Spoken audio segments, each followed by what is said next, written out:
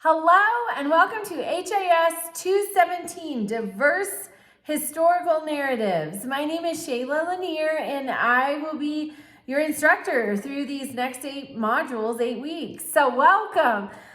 So why diverse historical narratives? Truth is truth, right? It doesn't have variations. Well, have you ever had a group of friends and had one of them tell you about something happening and then another one tells you about something happening and the stories don't match identically? That's because when we consume information, it goes through all of our own filters. We have our own perspective, our own bias, our own experiences that tell us when I see or read this is what it means to me. And we don't even realize we're doing it. So, for a long time, history was largely written by the winners. Things were not digitized. We didn't have these huge volumes of records. So the winners told the story, and that's what got preserved. And everything else got destroyed sometimes.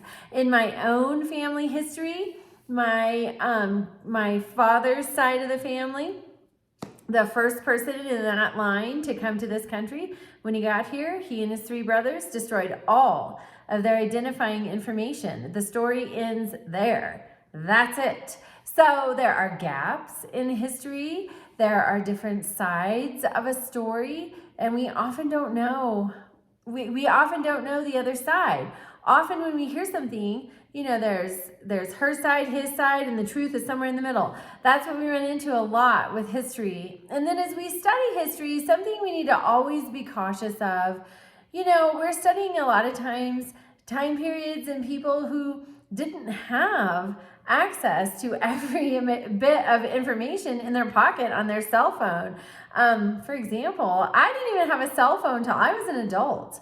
It just didn't happen. So we always have to think of, we need to study not only the people, the stories, the happenings, but what was life like then?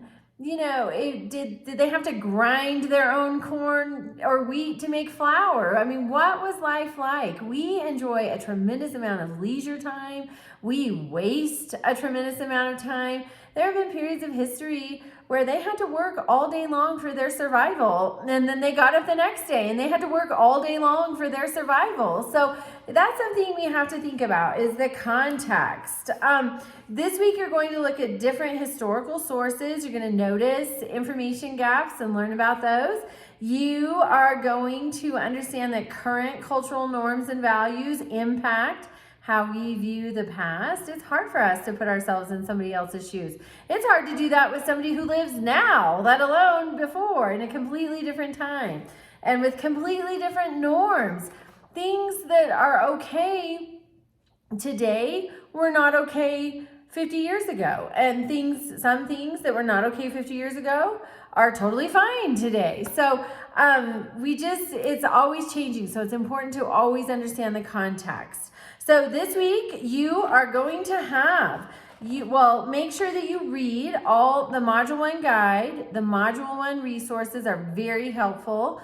Post your initial response on Thursday to the discussion prompt. I look forward to getting to know you all a little better.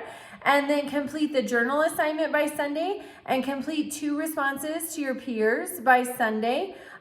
Always look at the rubrics so that you're sure that you avail yourself to the most points possible. Also, always know that these classes are so beautifully structured that all of the work you do is geared toward your project. And that way, when you get to the project, it's not overwhelming. So reach out to me with any questions, any concerns, any problems, and have a wonderful class and enjoy Module 1.